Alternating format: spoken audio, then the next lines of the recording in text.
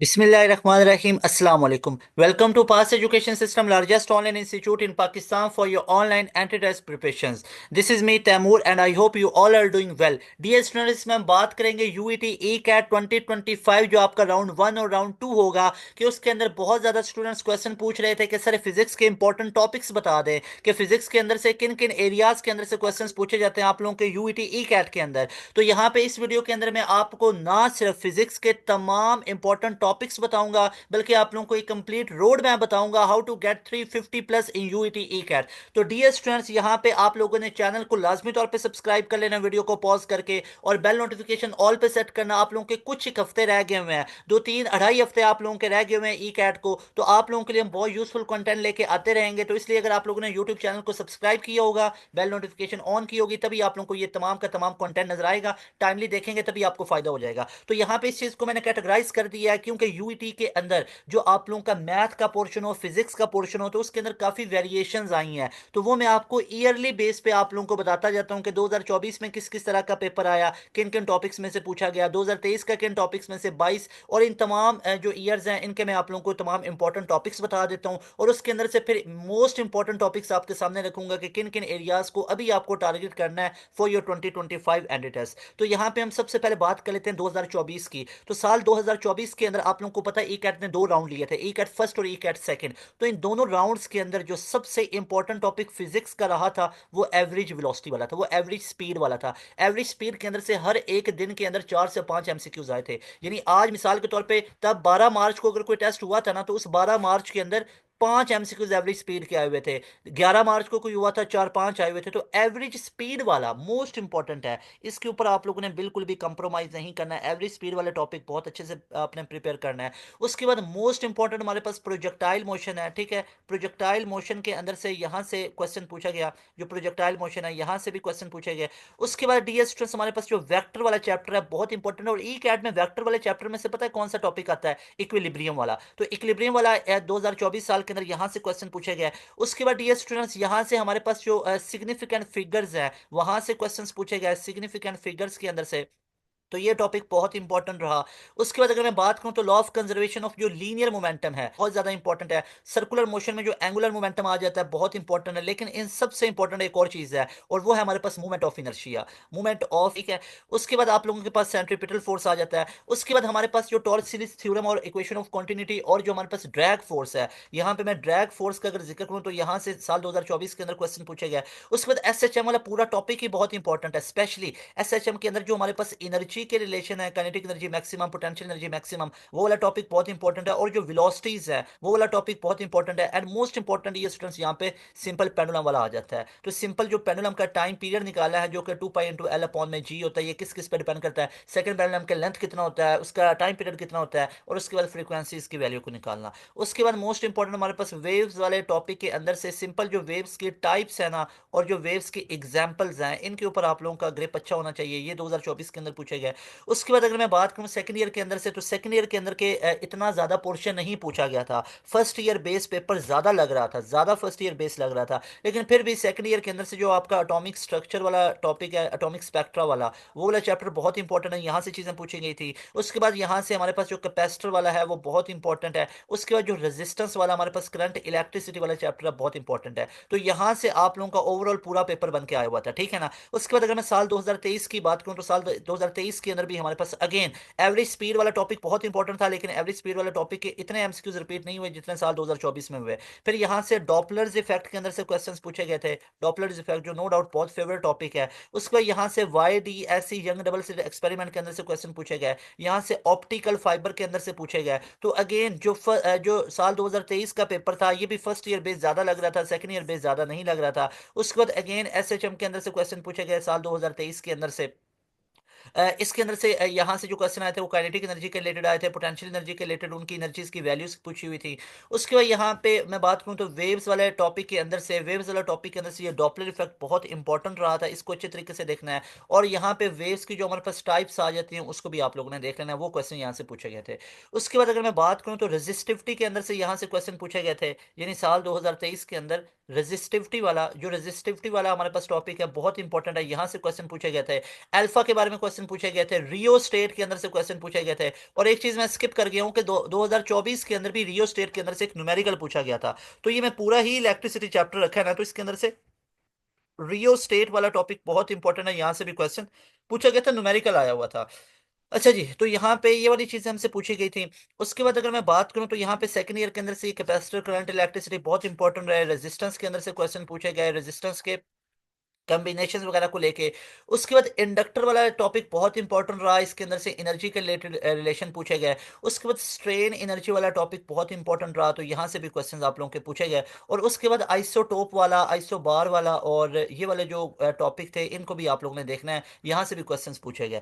उसके बाद अगर मैं बात करूँ साल 2023-22 की, तो साल 2022 के अंदर से जो ओवरऑल आए थे वो न्यूमेरिकल बेस पेपर था। और इसके अंदर से भी पेपर जो था ना, जो साल 2023, एक मैं आपको कंक्लूजन करके दे देता हूं, साल 2023 और 2024, इन दोनों सालों में जो ई कैट के अंदर पेपर फिजिक्स का आया था वो फर्स्ट ईयर बेस ज्यादा था और सेकंड ईयर बेस कम था।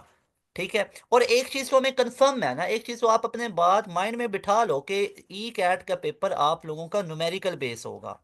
Either it is going to be from first year more and less second year, or more second year or less first year, but first year is most important for ECAT। ठीक है, तो अब ये analysis बता रहा हूँ जो पिछले सालों का रहा है, अभी 2025 में क्या पता सेकंड ईयर में से ज्यादा आ जाए। ठीक है ना, तो लेकिन ज्यादा चांसेस यही होते हैं कि फर्स्ट ईयर के अंदर से ज्यादातर न्यूमेरिकल बेस पेपर होता है। ठीक है, तो न्यूमेरिकल बेस आप लोगों का पेपर होगा, न्यूमेरिकल आप लोगों को 70 to 80% देखने को मिलेंगे फिजिक्स के अंदर, और आप लोगों को 20 to 30% बस थ्योरेटिकल चीजें नजर आएंगी, बिल्कुल ऑपोजिट है नस्ट की तरह का। ठीक है, नस्ट की से ऑपोजिट है, नस्ट में तो ज्यादातर हमारे पास थ्योरेटिकल बेस रहता है, न्यूमेरिकल कम आते हैं। तो साल 2022 के अंदर भी न्यूमेरिकल बेस पेपर रहा, इसके अंदर से अगेंस्ट सेंट्रीपिटल फोर्स के अंदर से क्वेश्चन पूछे गए। उसका यहाँ पे लॉ ऑफ कंजर्वेशन जो है, law of conservation of linear momentum, conservation of linear momentum और law of conservation of angular momentum के अंदर से चीजें पूछी गई। और उसके बाद यहाँ से वर्क डन के अंदर से चीजें पूछी गई, वर्क डन बहुत इंपॉर्टेंट टॉपिक रहा, तो इसके अंदर से काफी एमसीक्यूज रिपीट हुए। फिर ग्राफ के रिलेटेड क्वेश्चंस पूछे गए, ग्राफ के अंदर से चीजें आई हुई थी। फिर फ्रीक्वेंसीज पूछी गई थी, फ्रीक्वेंसीज हमसे पूछी गई थी वेव्स वाले टॉपिक के अंदर से, यहाँ से इस के अंदर से। फिर एसएचएम वाले के अंदर से हमसे सिंपल पेंडुलम का टाइम पीरियड वगैरह निकालना, फ्रीक्वेंसीज निकालना। और उसके बाद यहाँ से अगेन करंट इलेक्ट्रिसिटी के अंदर से काफी चीजें पूछी गई थी। तो ये हमारे पास कुछ इंपॉर्टेंट थी चीजें जो साल 2022 के अंदर चीजें आई। इसके बाद अगर मैं बात करूं तो साल 2021 के अंदर भी हमारे पास कुछ इसी तरह की चीजें आई हुई थी। सेंट्रीपिटल फोर्स बहुत हाईलाइटेड टॉपिक था, डॉपलर इफेक्ट के अंदर से 3-4 क्वेश्चंस आए हुए थे, बहुत सिनेरियोज बना बना के उन्हें दिए थे डॉपलर इफेक्ट के। उसके बाद यहाँ पे बात करूं तो हमारे पास एसएचएम बहुत फेवरेट टॉपिक रहा 2020 और 21 और 22 के अंदर। एसएचएम के अंदर से वो टाइम निकालना कि टाइम कितना लगता है mean to extreme, extreme to mean, वो टाइम निकालने का पूछा गया। उसके बाद यहाँ से सिग्निफिकेंट फिगर्स के अंदर से चीजें पूछी गई। उसके बाद वेक्टर वाले चैप्टर के अंदर से यहाँ से हेड टू टेल रूल के अंदर से चीजें पूछी गई, हेड टू टेल रूल जो था उसके अंदर से पूछा गया। उसके बाद elastic collision in one dimension के अंदर से क्वेश्चंस पूछे गए, elastic collision in one dimension, in one dimension यहां से चीजें पूछी गई। उसके बाद इलेक्ट्रिक फ्लक्स के अंदर से चीजें पूछी गई, इलेक्ट्रिक फ्लक्स के अंदर से चीजें पूछी गई। और उसके बाद कुछ जर्नल इंफॉर्मेशन के अंदर से भी चीजें पूछी गई, जो साइडेड टेबल्स होते हैं यहां से चीजें पूछी गई। तो यहाँ पे अगर मैं आप लोगों को बात बताऊं ना, तो यूईटी के अंदर, यूईटी के अंदर पहले मैं आपको 2022 का बता लूं, यूईटी के अंदर ना हमारे पास जनरल नॉलेज टाइप बड़ी चीजें आ जाती है जो साइडेड इंफॉर्मेशन होती है। 2020 के अंदर भी अगेन न्यूमेरिकल बेस पेपर था, न्यूमेरिकल बेस ज्यादा न्यूमेरिकल्स पूछे गए थे। और इस चैप्टर के इस साल के अंदर भी हमारे पास से लेंथी स्टेटमेंट थी, लेंथी स्टेटमेंट थी, और साथ उनके ग्राफ भी थे। तो 2020 का कंपैरेटिवली जो पेपर था उसके अंदर भी ऐसी चीजें आई हुई थी, लेंथी स्टेटमेंट वगैरह न्यूमेरिकल बेस चीजें आती थी, सॉल्व करने वाली चीजें होती थी, कोई सीधी सीधी स्टेटमेंट बेस नहीं होती थी। और यहाँ से भी अगेन अगर मैं बात करूँ तो वर्क डन बहुत फेवरेट रहा, वर्क डन के अंदर से चीजें पूछी गई। उसके बाद A1 V1 A2 V2 के अंदर से चीजें पूछी गई, जो इक्वेशन ऑफ कॉन्टिन्यूटी है। एसएचएम अगेन बहुत फेवरेट टॉपिक रहा था, यहाँ से चीजें पूछी गई। YDSC वाले चैप्टर के अंदर से interference most of the favourite topic ये कंसिडर किया जाता है इंटरफेरेंस के अंदर से। उसके बाद ऑप्टिकल फाइबर, ये बहुत इंपॉर्टेंट है, यहाँ से चीजें पूछी गई। उसके बाद अगर मैं बात करूँ तो चैप्टर नंबर जो हमारे पास 11 थर्मोडायनामिक्स है बहुत इंपॉर्टेंट रहा। ओवरऑल थर्मोडायनामिक्स के अंदर से काफी चीजें पूछी जाती हैं। सेकंड ईयर के अंदर से स्ट्रेन एनर्जी वाला टॉपिक बहुत इंपॉर्टेंट रहा। उसके बाद एसी जो था हमारे पास ऑल्टरनेटिंग करंट वाला चैप्टर बहुत इंपॉर्टेंट रहा। उसके अंदर से यहाँ पे लॉजिक गेट्स के क्वेश्चन काफी देखने को मिले थे। तो अगर मैं ओवरऑल अब आप लोगों को बताऊं ना किन किन एरियाज को आप लोगों को हिट करना है, किन किन एरियाज आप लोगों को यूईटी के टेस्ट के लिए तैयार करके जाने हैं, तो मोस्ट इंपॉर्टेंट अब सुन लो। एक तो एवरेज वेलोसिटी, ये अब आप लोगों के एक्सपेक्टेड मैं बता रहा हूँ 2025 के लिए किन टॉपिक्स को तैयार करके जाओ। एवरेज वेलोसिटी के अंदर से या एवरेज स्पीड नोट करना, देखना इनमें से चीजें रिपीट होती हैं। उसके बाद जो सेंट्रीपिटल फोर्स है FC, उसके बाद जो डॉपलर्स इफेक्ट है, डॉपलर्स इफेक्ट है, उसके बाद जो रियोस्टेट है, रियोस्टेट है, उसके बाद जो सुपर कंडक्टर है, सुपर कंडक्टर है, रियोस्टेट है, उसके बाद जो रेजिस्टिविटी है, रेजिस्टिविटी है, उसके बाद जो यूनिट्स हैं, सिंपल यूनिट्स निकलवाना और डायमेंशंस, यहां से टॉपिक से पूछे जाएंगे। फिर हमारे पास आ जाता है सिग्निफिकेंट फिगर्स, सिग्निफिकेंट फिगर्स, ये जो टॉपिक्स बता रहा हूं उनको हाईलाइट कर लो अच्छे तरीके से।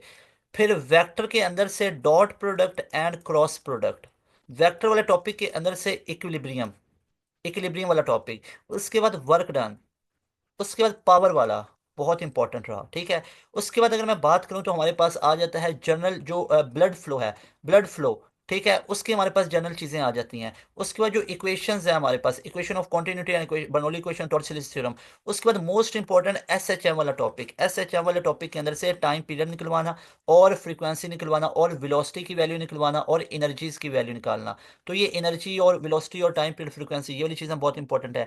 वेव वाले टॉपिक के अंदर से, जो वेव वाला टॉपिक है उसके अंदर से हमारे पास open organ pipe, open organ pipe, closed organ pipe, ये बहुत इंपॉर्टेंट है। उसके बाद स्टेशनरी वेव्स बहुत इंपॉर्टेंट टॉपिक है, स्टेशनरी वेव वाला। उसके बाद YDSC हमारे पास बहुत इंपॉर्टेंट है। साथ में ऑप्टिकल फाइबर बहुत इंपॉर्टेंट है। और साथ में हमारे पास जो सिंपल माइक्रोस्कोप है, और जो हमारे पास कंपाउंड माइक्रोस्कोप है, और जो हमारे पास टेलीस्कोप है, ये तीनों की सिर्फ मैग्निफिकेशंस को याद रख लो, ठीक है। अगर कुछ नहीं याद रहता मैग्निफिकेशन। मोस्ट इंपॉर्टेंट यहाँ पे थर्मोडायनामिक्स वाला चैप्टर, थर्मोडायनामिक्स वाला चैप्टर, उसको अच्छे तरीके से देख लेना है। उसके बाद जितने कम्बिनेशंस आ जाते हैं आपके पास, कम्बिनेशन, कम्बिनेशंस किस किस के आ जाते हैं, रेजिस्टर का कम्बिनेशन, कैपेसिटर का कम्बिनेशन, इंडक्टर का कम्बिनेशन, और उसके बाद हमारा ये कैपिटल L इंडक्टर का कम्बिनेशन, और साथ में स्प्रिंग कांस्टेंट का कम्बिनेशन। तो ये हमारे पास बहुत ज़्यादा इंपॉर्टेंट आ जाते हैं, इनको आप लोगों ने अच्छे तरीके से देख लेना है। तो यहाँ पे मैं ये ऐड कर देता हूँ। नेक्स्ट हमारे पास आ जाता है कैपेसिटर वाला टॉपिक, बहुत इंपॉर्टेंट है, कैपेसिटेंस वाला टॉपिक बहुत इंपॉर्टेंट है। उसके बाद हमारे पास इलेक्ट्रिक फ्लक्स और मैग्नेटिक फ्लक्स दोनों बहुत इंपॉर्टेंट हैं। उसके बाद force on current carrying conductor ILB sine of theta बहुत इंपॉर्टेंट है। Force on moving charge QVB sine theta बहुत इंपॉर्टेंट है। अटोमिक स्पेक्ट्रा वाला चैप्टर बहुत इंपॉर्टेंट है, स्पेशली हाइड्रोजन स्पेक्ट्रम, वहां से चीजें पूछी जाती है। उसके बाद हमारे पास इसी चैप्टर के अंदर से हमारे पास आ जाता है एक्सरे, एक्सरे बहुत इंपॉर्टेंट है, और लेजर। तो ये जो टॉपिक्स आपको बताए हैं बहुत इंपॉर्टेंट है। आइसोटोप्स को आप लोगों ने याद रख लेना है, आइसोटोप्स, आइसोबार्स और आइसोटोन्स। और लास्ट पे chamber, Wilson cloud chamber, Geiger Muller counter और सॉलिड स्टेट डिटेक्टर और न्यूक्लियर रिएक्शंस, ये जितने आप लोगों को मैंने टॉपिक्स लिख के दिए हैं ना, तो इनको अगर आप अच्छे तरीके से याद कर लो ना, तो मैं कहता हूँ ई कैट आप लोगों का बड़ा कमाल का हो सकता है। तो यहाँ पे डियर स्टूडेंट्स आप लोगों ने टारगेट किया हुआ है यूईटी ई कैट के अंदर आप लोगों ने 350 प्लस का स्कोर करना है। तो इसके लिए सिंपल सी चीज आप लोगों को बताता हूँ, ऐसे लोगों के पास जाके पढ़ाई करें जिनका यूईटी के अंदर ये रिकॉर्ड है कि साल 2024 के अंदर हमारे 1400 प्लस स्टूडेंट यूईटी के अंदर सिलेक्ट हुए। पहली मेरिट लिस्ट लगी ना तो उसके अंदर 300 प्लस हमारे स्टूडेंट सिलेक्ट हुए। ऑलमोस्ट ऑल डिस्ट्रिक्ट के अंदर यूईटी के अंदर हमारे स्टूडेंट टॉपर निकले। हमारे स्टूडेंट के 300 प्लस में लाइन लगी पड़ी है, 290 प्लस में लाइन लगी हुई है, 280 प्लस में लाइन लगी हुई है, 250 प्लस में लाइन लगी हुई है। आप यूईटी के किसी भी कैंपस में चले जाएं, UET Taxila, UET Lahore, KSK नारोल, किसी कैंपस में चले जाएं, आपको सबसे ज्यादा जो स्टूडेंट नजर आएंगे ना इंशाल्लाह, वो आप लोगों को पासियन नजर आएंगे, अल्हम्दुलिल्लाह बाई ग्रेस ऑफ अल्लाह सुब्हानहू व तआला। तो पासियन ये है हमारा रिजल्ट। तो अगर तो 350 प्लस करना है ना, तो एक आपके लिए गुड न्यूज़ है, हमने अपने प्रीमियम सेशन के अंदर अभी रिवीजन क्लासेस आगे स्टार्ट करनी है। हमारी रिवीजन क्लासेस स्टार्ट होने वाली हैं। उन रिवीजन क्लासेस के अंदर हम all ECAT past paper को सॉल्व करवाने वाले हैं, all ECAT past paper को सॉल्व करवाएंगे लाइव क्लास के अंदर। लेकिन वो सिर्फ वो बच्चे ले सकेंगे जो हमारे प्रीमियम बैच के स्टूडेंट होंगे। उस एक क्लास जो हमारे वो स्पेशल क्लासेस होंगी, उसमें हम फिजिक्स के आप लोगों को 11 12 के तमाम पास पेपर सॉल्व करवाएंगे, मैथ के 11 12 के तमाम पास पेपर सॉल्व करवाएंगे, कंप्यूटर साइंस के तमाम, केमिस्ट्री के तमाम, इंग्लिश के तमाम।